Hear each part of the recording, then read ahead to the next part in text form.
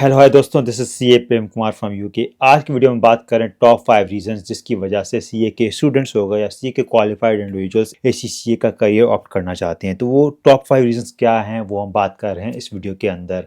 Number 1 reason, बहुत सारे CA के स्टूडेंट्स एसीसीए को as a buffer qualification opt करना चाहते हैं। इसका मतलब ये है कि अगर आपका सीए पास नहीं होता तो आपके पास एटलीस्ट एसीसी की क्वालिफिकेशन हो। और ये बहुत सारे सीए के स्टूडेंट्स का माइंडसेट होता है, क्योंकि सीए को एक डिफ़िकल्ट क्वालिफिकेशन परसीव किया जाता है कि शायद जो पास ना हो पाए। और अगर आपकी सीए पास नहीं हो पाती तो आपके पास कुछ ना कुछ क्वालिफिकेशन होनी चाहिए, तो आप एसीसी को ऑप्ट करते हो, क्योंकि एसीसी वो क्वालिफिकेशन है जिसमें आपको मैक्सिमम एग्जाम्पशन मिल जाती है चार्ट अकाउंटेंसी से, और आप उसको ईजिली कर सकते हो क्योंकि वो सेम फील्ड से रिलेटेड है। इवेंचुअली क्या होता है कि आप इन द एंड अगर आपका सीए पास नहीं हुआ तो आपके पास एसीसी है, आपके पास एक्सपीरियंस है और आप ऑलमोस्ट इक्वल हो चार्ट अकाउंटेंट के इन फॉरेन मार्केट्स। लोकली थोड़ा डिफर करता है। सीए पास हो गया तो अच्छी बात है, बट आपने एक उसको बफर क्वालिफिकेशन के लिए ऑप्ट किया था, और ये सबसे टॉप रीज़न है। बहुत सारे लोग एसीसी ऑप्ट इसलिए करते हैं, मेरे बहुत सारे फ्रेंड्स ने उन्होंने एसीसी ऑप्ट किया था ड्यू टू बफर क्वालिफिकेशन, और उनको इससे फ़ायदा भी हुआ क्योंकि उनका सीए पास नहीं हुआ। तो लेकिन उनको अभी वो यूके जैसे कंट्रीज़ के अंदर आयरलैंड में बैठे हुए हैं बिकॉज ऑफ द एसीसी जो उन्होंने बफर के तौर पे लिया था। सिमिलरली कुछ ऐसे दोस्त भी हैं जिन्होंने एसीसी किया था एज अ बफर, बट उनका सीए पास हो गया तो उनको कभी ज़रूरत नहीं पड़ी एसीसी की।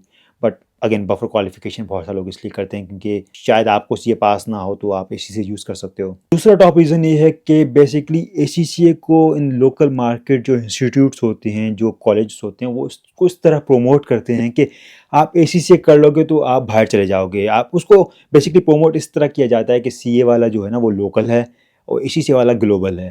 बहुत स्टूडेंट्स को प्रमोट किया जाता है ये इंस्टीट्यूट्स की तरफ से एसीसी, क्योंकि एक्सपेंसिव क्वालिफिकेशन है और इसमें ज़्यादा पैसा इंस्टीट्यूट कमाते हैं, तो उस तरह प्रमोट किया जाता है बहुत ज़्यादा। तो उससे ये होता है कि एक तो इंस्टीट्यूट ने प्रमोट किया, दूसरे आपके फ्रेंड्स फैमिली से एसीसी इज़ ग्लोबल नेम इस तरह करके, तो वो एक माइंडसेट बन जाता है कि यार ACC is top thing, CA वाला इज़ जस्ट लोकल। उसकी बेस पे बहुत सारे लोग ऑप्ट कर लेते हैं ACC right along with CA. यार हमने ये कर लिया, अब हम करते हैं एसीसी, इससे हमारी बढ़ जाएगी रिकग्निशन, हमारे इंटरनेशनल जो है एफिलिएशन बन जाएगी ये वो। तो एक परसीव फैक्टर्स के अंदर बहुत ज़्यादा आ जाता है एसीसी के अंदर, जिस तरह इसको मार्केट किया जाता है मार्केट के अंदर।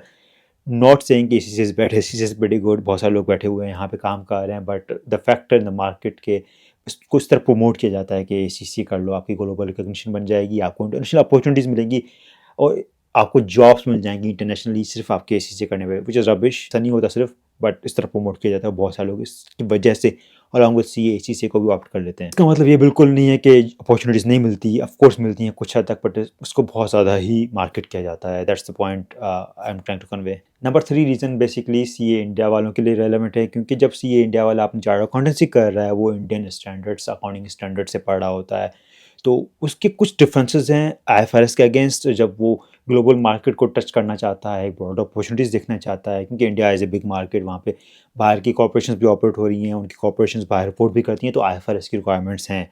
तो एसीसीए में आप आईएफआरएस सीखते हो ऑफ कोर्स, तो वो आपको काफ़ी हेल्प कर सकता है इन इंडस्ट्री टू ग्रो उन रोल्स के अंदर जहाँ पे आईएफआरएस की रिक्वायरमेंट है, जहाँ पे सीए के आपके स्टैंडर्ड्स काम नहीं आ रहे।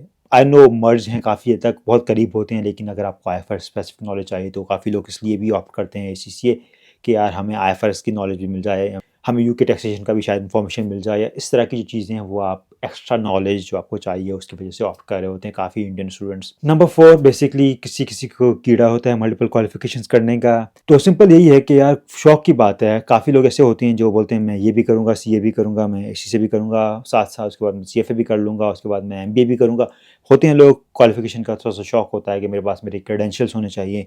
I am against that by the way. मैं हमेशा ये बोलता हूँ कि यार experience page more after initial qualification. Initial qualification आपको एक करियर बूस्ट दे देती है, करियर जंप दे देती है स्टार्ट में, उसके बाद आपका एक्सपीरियंस ही गेम प्ले कर रहा होता है, आपकी क्वालिफिकेशन से किसी को फ़र्क नहीं पड़ता। बट बहुत सारे लोग होते हैं उनको कीड़ा होता है कि मेरे पास एसी से भी हो, एक बड़ा नाम हो जाएगा अलॉन्ग विद सीए, मेरी इंटरनेशनल रिकग्निशन हो गई, you know all those things. तो उसकी वजह से भी काफ़ी लोग इंस्पायर होते हैं कि मैं इसी से कर लूँ, मेरा एक नाम हो जाएगा, एक क्रेडेंशियल बन जाएगा मेरी सीवी पे। तो दिस 4th रीज़न।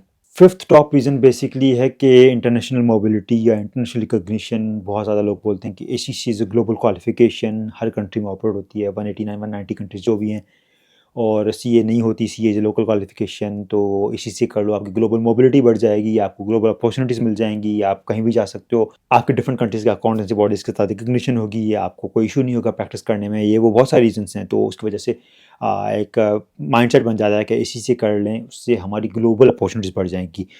यस, ये चीज़ सही थी। मैं 20 साल पहले तक सोचूं कि ये चीज़ बहुत ज़्यादा रेलेवेंट थी, क्योंकि ACCA was a bigger name.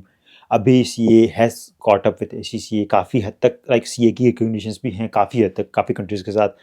Chartered accountants are all over the world right now. तो ये चीज़ उतनी बड़ी नहीं रही जितनी पहले थी, लेकिन of course ACCA still has more recognitions. काफ़ी कंट्रीज़ के अंदर शायद सीएस ना हो, वहाँ पे एसीसीए ऑफिशियली रिकग्नाइज। यूनिवर्सिटीज़ में आपको एग्जाम्पशन ज़्यादा मिल सकती हैं एसीसीए की बेस पे। तो there are academic factors and then there are professional factors के are ACCA can help you in some countries, but mainstream countries जो है, मैं सिर्फ बात कर लेता हूँ मिडल ईस्ट की, वहाँ पे कोई फ़र्क नहीं है आप किसी एसीसी के अंदर। मैं बात करूँ यूके की, आयरलैंड की, यहाँ पे फ़र्क नहीं है। आप ऑस्ट्रेलिया चले जाओ, कोई फ़र्क नहीं पड़ता। US doesn't really care about ACC या सी, दोनों के उसको फ़र्क नहीं पड़ता। तो इसकी थोड़ा सा इम्पैक्ट कम होता जा रहा है, but again one of the factors जो मार्केट किया जाता है और थोड़े हद तक रेलेवेंट भी है। तो दीज वर टॉप 5 रीजंस। मैं ये नहीं बोलूँगा कि आपको करना चाहिए एसीसीए आफ्टर सीए। मैं इस चीज़ में बिल्कुल न्यूट्रल हूँ कि मैं आपको रिकमेंड नहीं कर सकता आपको क्या करना चाहिए, बट जो लोग करते हैं वो उसके पीछे ये टॉप 5 रीजंस हैं। होपफुली आपको ये हेल्प करेगा to decide your future career. Thank you so much for watching.